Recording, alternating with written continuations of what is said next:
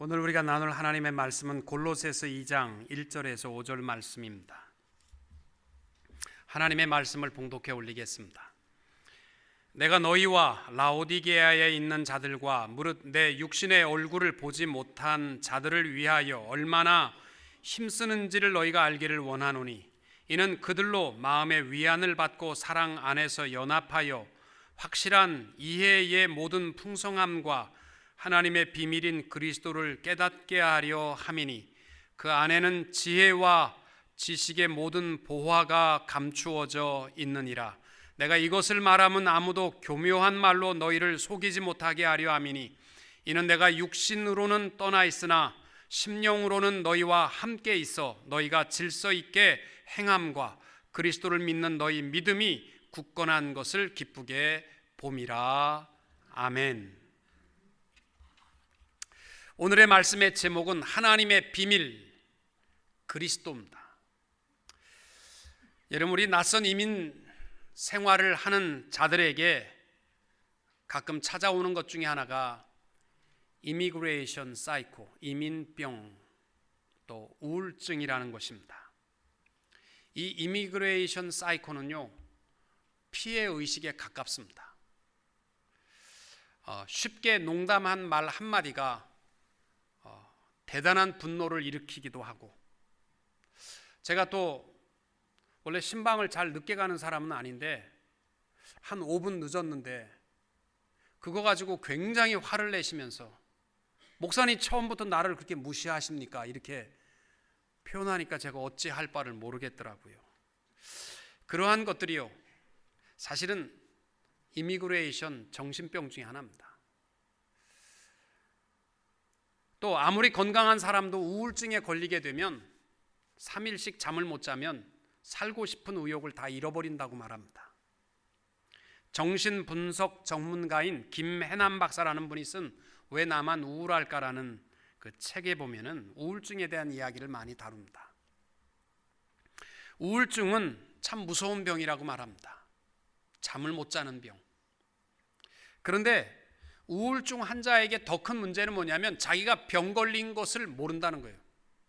팔이 부러지고 다리가 부러지고 피가 나고 그러면 내가 아프다라는 것을 알기 때문에 치료하는데, 잠 못 자는 거 가지고 이게 무슨 대단한 거라고 그렇게 쉽게 생각하는데, 우울증이 그래서 참 무섭다는 겁니다. 이 김해남 박사가 우울증의 환자들을 대하면서 두 가지 공통점을 찾았습니다. 모든 우울증 환자들은 첫째 공통점이 뭐냐면, 좋은 결과는 다 우연히 일어난 거고 나쁜 결과는 다 자기 때문에 일어났다라는 자학적 정신이 있다는 겁니다. 그래서 항상 나는 죽일 놈이고 나는 나쁜 놈이고 나 때문에 다른 사람들도 다 공궁에 빠지고 라는 이 자학증, 이것이 우울증 초기 증세니까, 여러분 혹시 스스로 막 나는 못된 놈이고 나는 정말 사람들에게 피해만 입히고 그런 생각이 있거들랑 절 조용히 찾아오시면 제가 정신병원에 데리고 가겠습니다. 둘째의 공통점이 뭐냐면, 아무도 나를 사랑하지 않는다라는 생각이라는 거죠. 결국에 가서는 나라도 나를 사랑하지 않겠다. 그래가지고 자기 자신을 사랑이라는 단어에서 예외시켜 놓습니다. 자기 비하, 자기 부정, 죄책, 이러한 것들이 바로 우울증 환자들의 특징입니다. 우리 예수 믿는 사람들은요, 특별히 많은 특권을 누리지만 그 중에 최고의 특권은 뭐냐면 예수 그리스도의 십자가 보혈로 말미암아 누리는 자유함인 줄로 믿습니다. 예수 믿는 사람들은요, 죄책감에 시달릴 이유가 없습니다. 저희들은요, 사람들 앞에서는 뻔뻔해서는 안 되지만 십자가 앞에서는 뻔뻔하셔도 됩니다. 왜? 십자가는요, 수도 없는 죄인, 어마어마한 죄인도 다 덮어주시는 사랑의 십자가이기 때문입니다. 진리를 알지니 진리가 너희를 자유케 하리라. 여러분, 예수 믿으면서 어떤 사람들은요, 죄책에 시달리는 사람들이 있어요. 잘못된 겁니다. 예수 믿으면 적어도 그 자유함이 있어야 돼요. 우리 주일마다 와서 우리 참회의 기도를 합니다. 여러분 마음은 때때로 부끄러운 마음이 없으십니까? 똑같은 죄를 또 반복하는 것이 수치스럽지 않습니까? 어떤 분이 교회에 와서 기도합니다. 하나님, 너무너무 수치스럽습니다. 내가 똑같은 죄를 안 범한다고 그랬는데 또 범했습니다. 십자가에서 들리는 소리가 뭔지 아십니까? 도대체 무슨 죄길래 그러냐? 주님 아시잖아요. 지난번에 내가 다짐하고 또 다짐하고 다짐했던 그 죄 말입니다. 주님의 음성은 뭔지 아십니까? 나는 아무 죄도 기억 못하는데 너 무슨 말 하는 거니? 이게 십자가의 사랑입니다.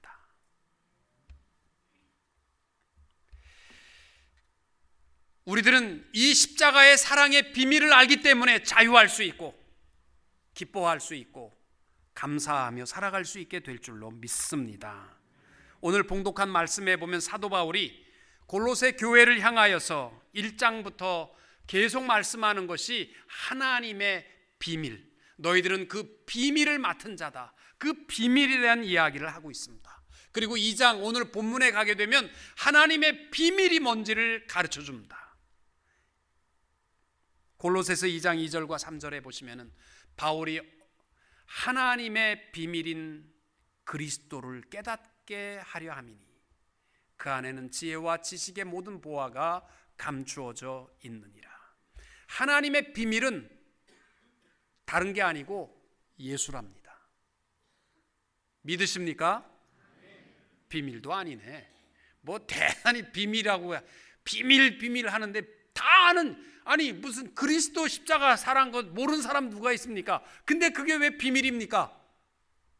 거기에 담겨진 지혜와 지식과 모든 보화가 있다고 하는데 그게 무슨 비밀이에요? 다 압니다. 사람들 그렇게 생각 안 드십니까? 비밀인 이유를 가르쳐 드릴게요. 고린도전서 2장 9절과 10절에 보시면 이렇게 되어 있습니다. 기록된 바 하나님이 자기를 사랑하는 자들을 위하여 예비하신 모든 것은 눈으로 보지 못하고 귀로 듣지 못하고 사람의 마음으로 생각하지도 못하였다 함과 같으니라. 여러분, 하나님의 비밀은요, 우리 생각과 우리 눈과 우리의 생각과 우리의 지식으로 알 수 있다고요? 모른다는 거예요. 오직 하나님이 성령으로 이것을 우리에게 보이셨으니 성령은 모든 것 곧 하나님의 깊은 것까지도 통달하시느니라. 아멘. 왜 비밀인지 아십니까? 성령 하나님이 역사하셨기 때문에 우리는 그 비밀을 깨달은 것이고, 세상 사람들이 왜 예수를 핍박하고 왜 예수를 믿지 아니하고 왜 믿는 자를 핍박하느냐? 비밀을 깨닫지 못하기 때문입니다.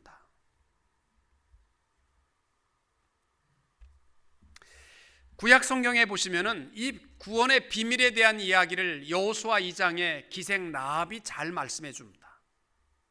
기생 라합은 이스라엘이 가나안 땅을 점령하기 전에 정탐꾼을 보냈습니다. 정탐꾼이 숨어 스파이 노릇을 하는데 그 위기 가운데서 기생 라합이 잘 숨겨졌습니다. 그래서 이 두 명의 정탐꾼이 기생 라합과 약속한 비밀이 있었습니다. 그게 뭐냐면 이스라엘 백성들이 쳐들어왔을 때 너는 다른 거 하지 말고 너 집 문을 닫고 창밖에다가 붉은 줄을 내려뜨려라. 그러면 우리가 그 붉은 줄을 보면은 그 집안에 있는 사람들은 절대로 공격하지 않을 것이다. 여러분, 실제로 전쟁이 일어나서 이스라엘 백성들이 가나안 땅에 점령해 와서 사방에 곡소리가 나고 죽음과 비극의 소리가 나도 두려워하지 않는 사람은 딱 하나 있었습니다. 누굴까요? 기생 라합입니다. 왜요? 구원의 비밀을 알고 있었기 때문입니다. 오늘날 우리 그리스도인들이 언제 하나님이 우리를 부르셔도 우리가 두려워하지 않을 이유는 바로 여기에 있습니다. 그렇지 않으면 죄악 가운데 죄의 싹은 사망인데 우리가 얼마나 무서워요. 멸망받으면 어떡합니까? 그러나 구원의 비밀은 네가 예수를 믿으면 십자가 안에 거하라. 이 구원의 비밀, 그래도 비밀이 아니라고 생각하십니까? 이건 최고의 비밀입니다. 그러면 이 비밀을 가진 자의 축복이 뭐냐? 오늘 본문에서 우리에게 제일 먼저 이 비밀의 축복으로 누리는 것이 위로와 사랑과 연합이라는 것을 말씀하고 있습니다. 1절과 2절에 바울이 이렇게 말합니다. 내가 너희와 라오디게아에 있는 자들과 무릇 내 육신의 얼굴을 보지 못한 자들을 위하여 얼마나 힘쓰는지를 너희가 알기를 원하노니 이는 그들로 마음의 위안을 받고 사랑 안에서 연합하여 확실한 이해의 모든 풍성함과 하나님의 비밀인 그리스도를 깨닫게 하려 함이라. 바울이 골로새 교회, 라오디게아 교회, 또 자기 얼굴을 한 번도 보지 못한 성도들을 위하여서 얼마나 힘쓰고 있다라는 말은 죽을 각오를 가지고 복음을 위해서 싸우고 있다는 거예요. 내가 왜 이렇게 힘쓰느냐? 너희로 하여금 두 가지 축복을 누리게 하기 위한 거라는 거예요. 그게 뭐냐면 마음의 위안과 사랑의 연합과 서로 이해의 풍성함, 그리고 하나님의 비밀인 그리스도를 깨닫는 것이라. 이 두 가지 축복은 같이 주어지는 것이기 때문입니다. 여러분, 세상에 교회에 오셔서 바둑 친구 찾는 사람도 있고 등산 같이 할 친구 찾는 사람들도 있고 탁구 같이 칠 친구 찾는 사람들도 있습니다. 물론 제가 볼 때는 똑똑한 사람들입니다. 세상에 있는 술 친구보다는 훨씬 더 좋습니다. 그러나 그것이 목적이 되면요, 남는 것은 실망밖에 없습니다. 그리스도의 비밀이라는 것이 우리의 공통 분모가 될 때에 얼굴을 한번 대면하지 못하도 죽음을 걸고 사랑할 수 있고 위로할 수 있는 것, 바로 이것이 그리스도의 비밀의 축복인 줄로 믿습니다. 여러분, 참된 교회와 세속화된 교회의 가장 큰 차이점이 있다면 살아있는 사랑의 공동체, 서로 이해함의 풍성함에 있습니다. 마태복음 5장 46절과 47절에 이렇게 말씀합니다. 너희가 너희를 사랑하는 자를 사랑하면 무슨 상이 있으리요? 세리도 이같이 아니하느냐? 또 너희가 너희 형제에게만 무난하면 남보다 더하는 것이 무엇이냐? 이방인들도 이같이 아니하느냐? 오늘 제가 여러분 주보에 목회자 칼럼은 제레미야 스티팽 목사님의 이야기를 썼습니다. 절대 눈을 밑으로 까시면요, 자꾸 다른 거 보게 되니까 그냥 들으시면 됩니다. 이 제레미야 스티팽 목사님이 10,000명이 모이는 교회의 담임 목사로 부임하게 됐습니다. 그 부임하는 날 예배 시간에 이분이 홈리스, 노숙자 복장을 하고 교회 앞에서 서성거린 겁니다. 약 7,000명이 교회당에 들어가는데 노숙자, 지저분한 한 노인이 서 있는 걸 보고 헬로우라고 인사한 사람이 3명밖에 없었습니다.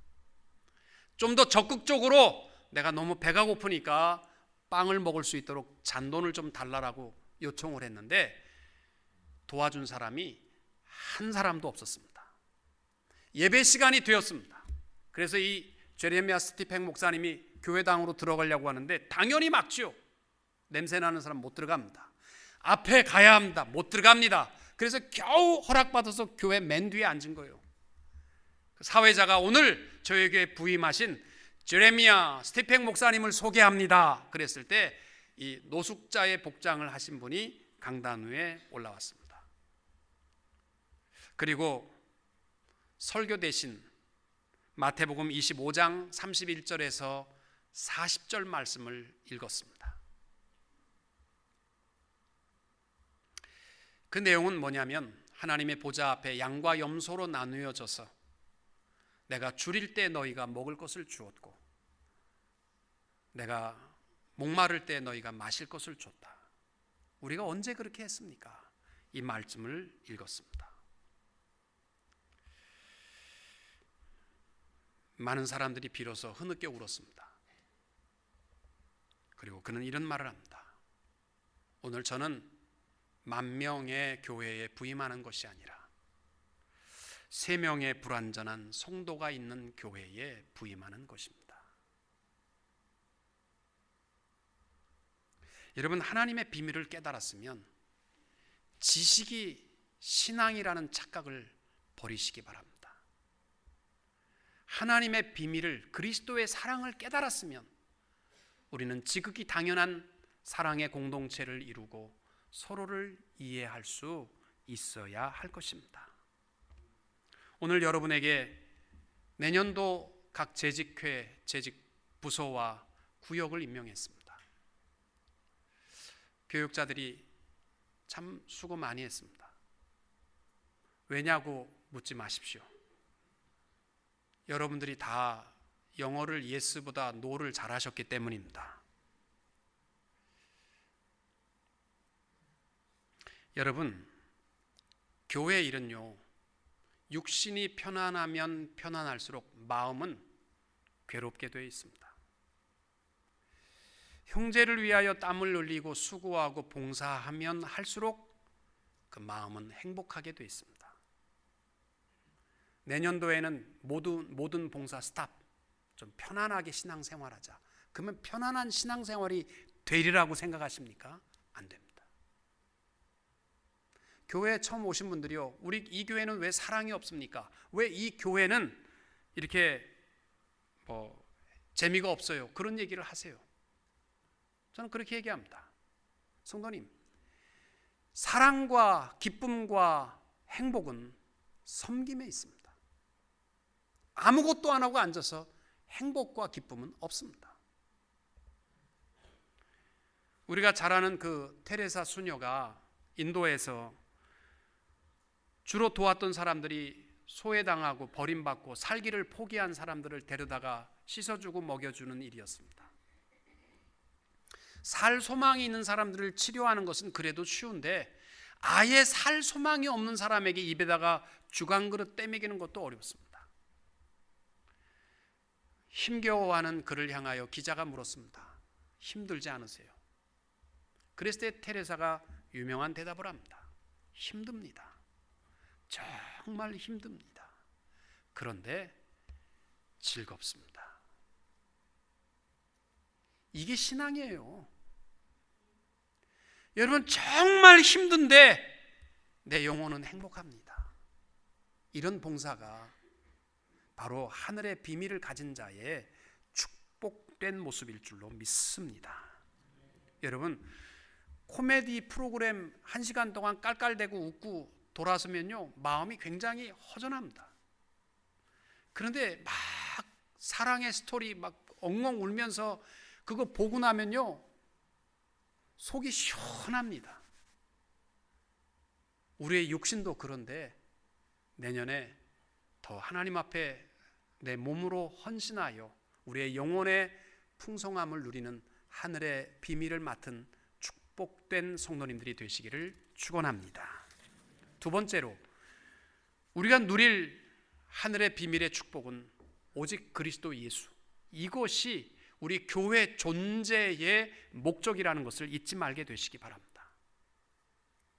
2절과 3절에 이렇게 말합니다. 확실한 이해의 모든 풍성함과 하나님의 비밀인 그리스도를 깨닫게 하려 함이니 그 안에는 지혜와 지식의 모든 보화가 감추어져 있느니라. 여러분, 우리가 교회 안에서 부엌에서 봉사하는 이유가 뭡니까? 요리를 잘해서 하는 겁니까? 어떤 분은 국을 끓였는데 너무 맛이 없어서 시험 들어서 교회 안 나오겠다고 너무 속상해서. 여러분, 찬양대 하시는 분들이 노래를 잘해서 앉으셨습니까? 교사하는 사람들이 무슨 말을 잘하기 때문에 교사하는 겁니까? 봉사하는 목적은 하나입니다. 우리가 다 서로 그리스도의 비밀을 깨달아 알아가는 것인 줄로 믿습니다. 저는 어려서부터 왜 그런지 하나님께서 중국 선교에 대한 비전을 주셨어요. 저는 중국 선교에 대한 기도를 어렸을 때부터 했습니다. 그리고 중국어도 배웠습니다. 근데 미국에 와서 목회를 하면서도요, 늘 제 마음에 중국에 대한 열망이 있었습니다. 그래서 1996년도에 처음으로 제가 중국을 방문했습니다. 중국에 가서 보니까 이 사람들이요, 복음에는 관심이 없고 다 돈에만 관심이 있어요. 그래가지고 교회에 가보면 다 참 비참한 모습을 하고, 이것만 있으면 우리가 정말 하나님 앞에 예배 드릴 수 있을 텐데, 어느 교회 갔더니요, 교회당인데 피아노가 없더라고요. 우리 피아노만 한 대 있으면 정말 우리 예배 시간이 뜨거울 것 같은데, 그 말 듣고 안 도와줄 사람이 어디 있어요? 주머니에 손이 들어갔다 나왔다 제가 몇 번 했습니다. 하다가 그래도 조사해 봐야 되겠다. 그래서 제가 얼마나 똑똑한데요. 그래서 막 사방을 따라서 지하에 갔더니 문이 잠겨 있는데 열고 들어갔더니 피아노가 6대 있더라고요. 6대.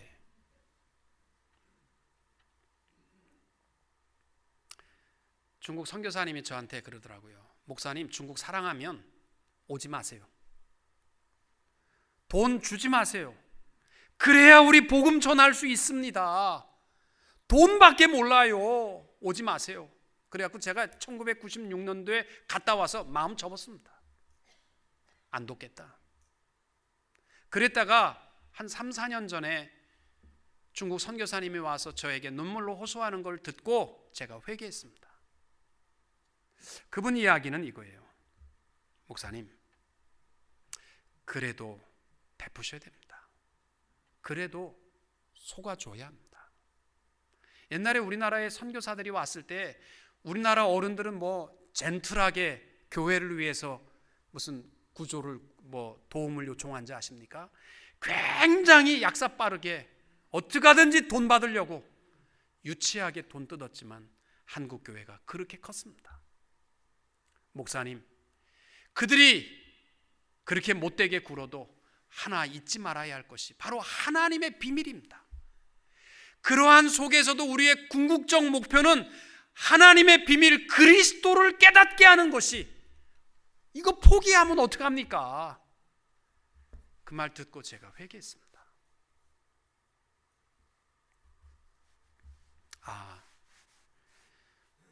속이면 속고, 그래도 덮어주고, 그래도 사랑하고, 그래도 베풀어야 되는구나. 왜요? 목표가 있기 때문입니다. 하나님의 비밀 그리스도를 전하기 위해서.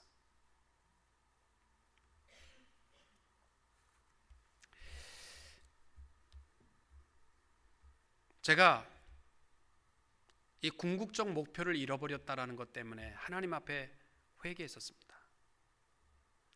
우리가 살다 보면 주위에 여러 사람들이 있어요. 못된 놈도 있습니다. 그러나 우리가 절대로 포기해서는 안 될 최고의 축복은 하나님의 비밀 그리스도입니다. 내가 전하려고 하는 사람이 너무 못됐어요. 정말 사람들에게 폐만 입힙니다. 저놈한테는 내가 안 전한다. 저놈은 포기다. 그게 맞는 말입니까? 그놈은 못됐어도 그래도 최고의 축복, 하나님의 비밀은 그에게 전해져야 할 줄로 믿습니다. 또 반대로 생각하면 전하는 사람이 못됐어요. 그러면 못된 것 때문에 하늘의 비밀을 깎아먹어야 되겠습니까?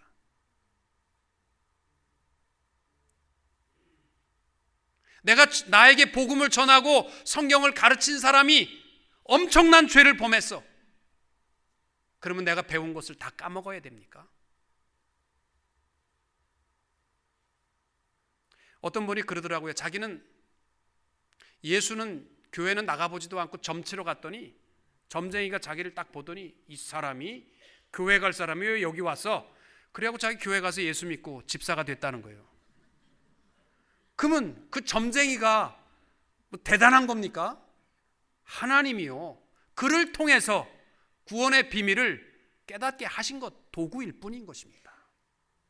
다윗이 왕위에서 쫓겨나서 도망갈 때에 시므이라는 사람이 와서 이 비루한 자요, 이 더럽고 추한 놈아, 그리고 다윗을 향해서 욕을 했습니다. 다윗이요, 가만두어라.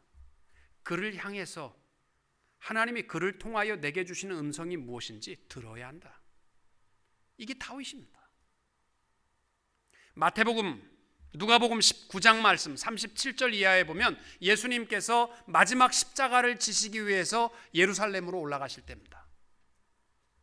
그때는 대단했습니다. 많은 사람들이 군중이 나와서 예수를 환영했습니다.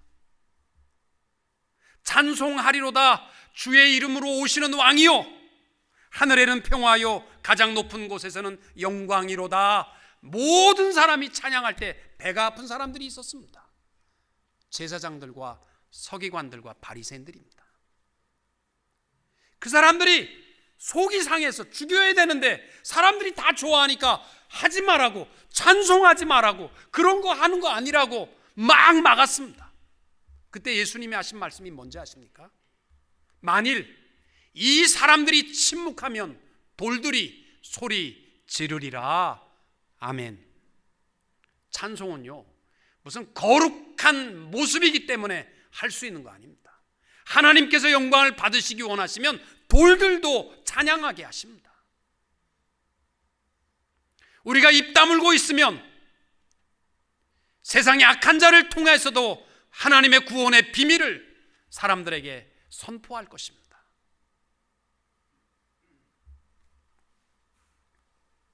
제가 좋아하는 단어 중에 하나가 뭐냐면 세례 요한이 표현했던 광야의 나팔이라는 표현입니다.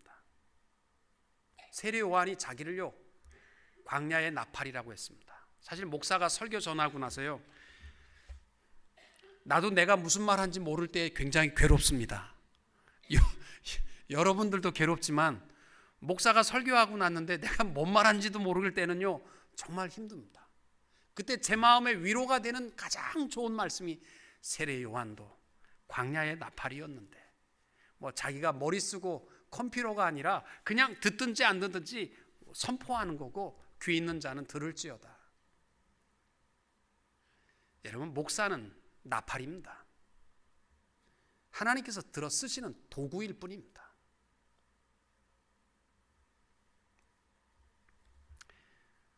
우리가 복음을 듣든지 복음을 전하든지 어떠한 이유에서라도 하나님의 비밀을 가로막거나 손해봐서는 안 될 줄로 믿습니다. 우리 교회 하나님께서 하나님의 비밀을 통하여 주시는 그 지혜와 지식과 모든 보화의 축복이 뭡니까? 오늘 본문의 말씀에서 주시는 그 지혜의 보화가 뭐냐면 하나님께로 나아갈 수 있다는 거예요. 이 축복, 유일한 길은 오직 예수 한 분이십니다. 또 하나님의 비밀을 통해서 주시는 축복 그리스도가 누구냐면 우리의 삶의 반석과 기둥이시라는 거예요. 여러분 신앙생활을요 목사 위에 세우지 마세요. 목사 무너지면 다 무너지겠습니까? 우리가 세워야 할 반석과 기둥은 오직 예수 그리스도, 모퉁이 돌 되신 예수인 줄로 믿습니다.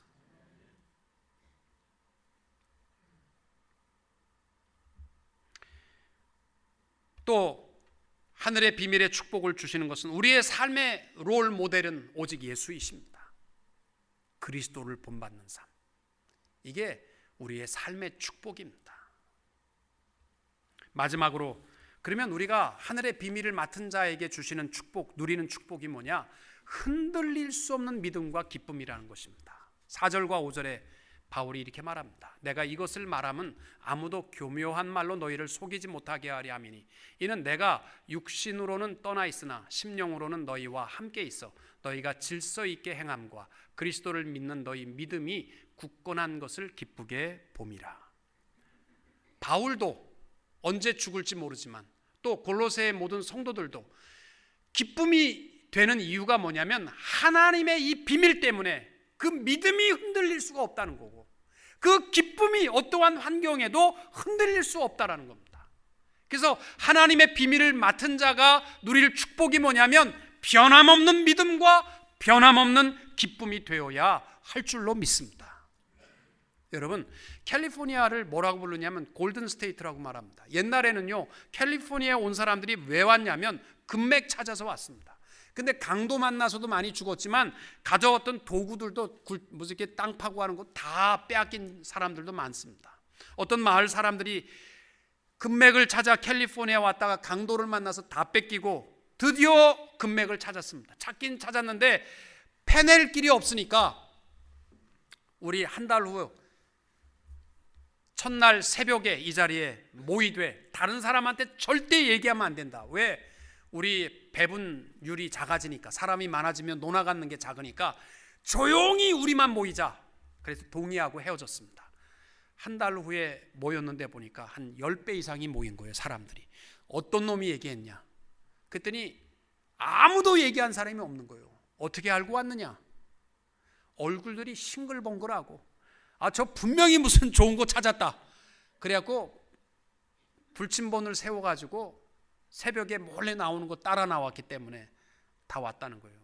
덴버에 그 자연산 송이버섯을 저한테 보내주는 분이 계시는데, 그분이 그러더라고요. 한국 사람들 때문에 씨가 말랄 때, 일본 사람들이 따갈 때는 좀 있었는데 일본 사람들이 절대 안 가르쳐 줬대요. 그래서 어떻게 알았느냐? 그 집 앞에 불침번을 섰다는 거예요. 24시간씩. 그러다가 새벽에 아무도 안 보는데 나올 때 따라와서 그 자연산 송이버섯 나는 데를 알았기 때문에 이제는 씨가 말랐다라고 이렇게 이야기합니다.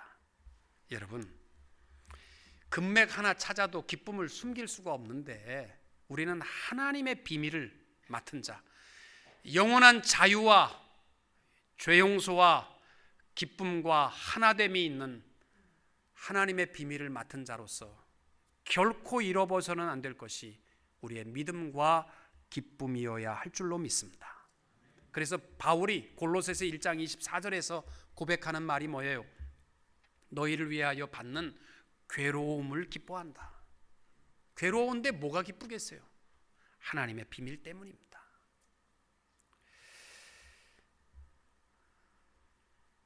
하박국 선지자는 3장 17절과 18절에서 말합니다. 비록 무화과 나무가 무성치 못하며 포도나무에 열매가 없으며 감람나무에 소출이 없으며 밭에 식물이 없으며 우리의 양이 없으며 외양간에 소가 없을지라도 좋아할 게 뭐가 있겠어요? 나는 여호와를 인하여 즐거워하며 나의 구원의 하나님을 인하여 기뻐하리로다. 아멘. 사랑하는 성도 여러분, 오늘 우리가 확인해야 할 것은 하나님의 비밀입니다. 그 십자가의 사랑입니다. 그리고 교회 문을 나설 때에는 다 기쁨의 전도자들이 됐으면 좋겠습니다. 어떠한 환경에도 빼앗길 수 없는 기쁨의 전도자가 됩시다. 그 새들백 교회의 릭 워렌 목사님이 이런 얘기를 했습니다. 군대의 능력은 식당에 얼마나 많은 군인들이 앉아서 짬밥을 많이 먹느냐, 밥 먹는 군인이 몇 명이냐에 따라서 군대의 능력이 정해지는 것이 아니라 총을 들고 전쟁터에 나가서 싸울 수 있는 군인이 몇 명이냐, 이게 군대의 능력이라는 거죠. 교회는 얼마나 멋진 예배당에서 얼마나 수많은 사람들이 예배 드렸느냐, 얼마나 끝나고 나서 식사 몇천 명이 하느냐, 이게 교회의 힘이 아니고 얼마나 세상에 비밀의 파송자, 하나님의 비밀을 맡은 파송자로 나아가느냐, 이 파송자의 숫자가 교회의 힘이라고 했습니다. 여러분, 오늘 우리 예배드리고 나갈 때는 우리 다 하나님 비밀의 파송자, 또 기쁨의 전도자들이 되어서 세상이 다 뒤집어져도 우리는 흔들릴 수 없는 믿음과 기쁨을 나누며 살아가시는 성도님들이 다 되시기를 주님의 이름으로 축원합니다.